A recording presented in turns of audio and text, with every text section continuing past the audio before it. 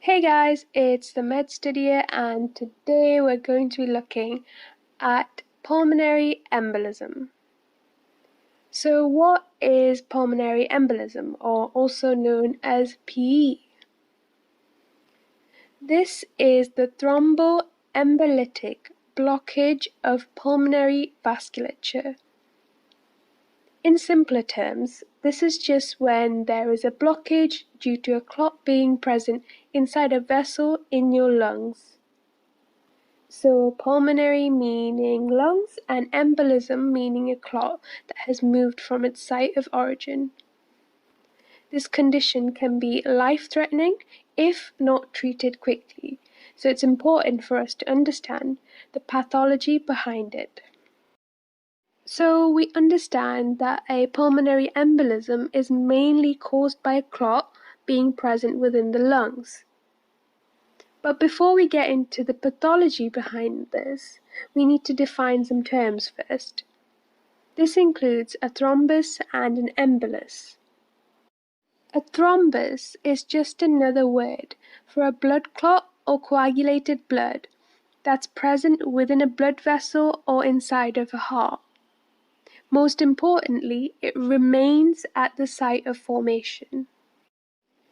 Whereas an embolus is anything that passes through blood vessels and prevents flow. However, emboli reduces blood flow within vessels that are distant from its site of origin. An embolus also doesn't necessarily have to be a blood clot, it can be made of air or even plaque. So the main points to consider here is that a thrombus is just coagulated blood present within a vessel where it was formed originally. It cannot move, but an embolus is a blood clot or any mass that has moved through the bloodstream and is capable of blocking a vessel. Therefore, in PE, it's an embolus that has lodged in the pulmonary vasculature. Although an embolus can be of any sort of unattached mass, it's usually a blood clot from the deep leg veins that have then travelled up to the pulmonary vasculature and caused a blockage there. These blood clots present in the deep veins of the legs are specifically known as deep vein thrombosis. So, what are some of the risk factors for a patient having a pulmonary embolism? We already know that a PE is due to primarily a clot being present in the pulmonary vasculature. Hence, the risk factors for a PE will include anything that increases the risk of forming a clot. For this, we use the Virchow's triad. This describes the three main categories of factors that contribute to the formation of a clot. This includes a hypercoagulable state. Here, the blood has an increased ability to coagulate and form clots upon stimulation. Venous stasis is another category that increases the ability of a clot being formed.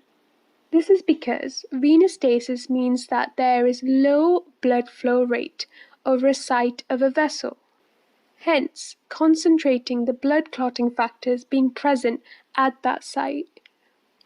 Finally, as part of the Virchow's triad, we also have vessel injury, as this exposes the tissue factor on damaged cells and the subendothelium for von Willebrand factor binding.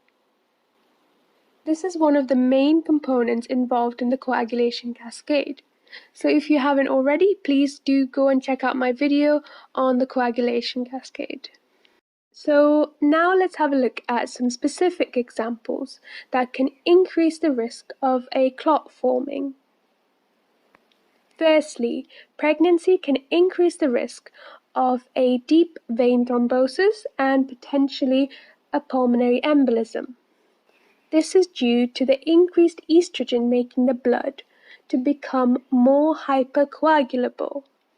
Therefore, in pregnancy, there's increased concentration of clotting factors present.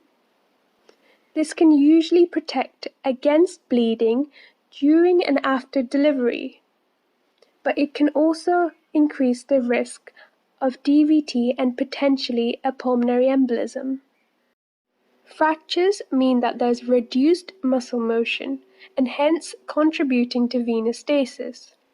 Hypertension, or also known as high blood pressure, can physically damage the blood vessel walls and therefore linking to vessel injury.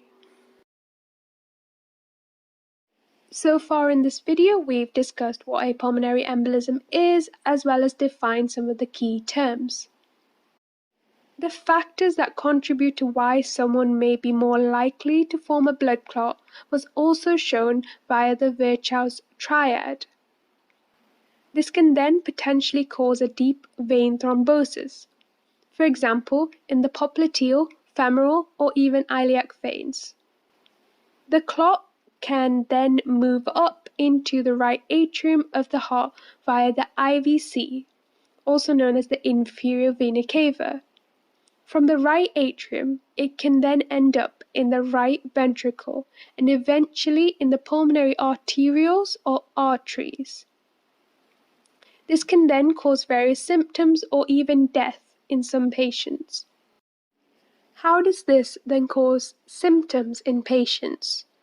Shortness of breath can be caused because the blood clot can reduce the pulmonary and arterial blood flow rate. Therefore, there's reduced carbon dioxide delivery to the lungs for exhalation.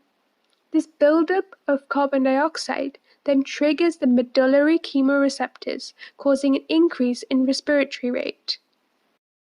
Additionally, the clot being present in the pulmonary arterioles can also cause reduced delivery of deoxygenated blood to the alveoli. Therefore, less blood is oxygenated again, and hence reduced oxygen saturation is present. This then signals the brain to increase the heart rate. In the last part of this video, we'll talk about some of the main complications that can occur from having a pulmonary embolism. This can occur via two main ways. Firstly, the blood clot could prevent blood flow in the lung and cause ischemia. This can then cause complications such as respiratory failure or even acute respiratory distress syndrome. Other complications could also arise if the clot causes increased pulmonary pressure, therefore leading to cardiogenic shock and pulmonary hypertension.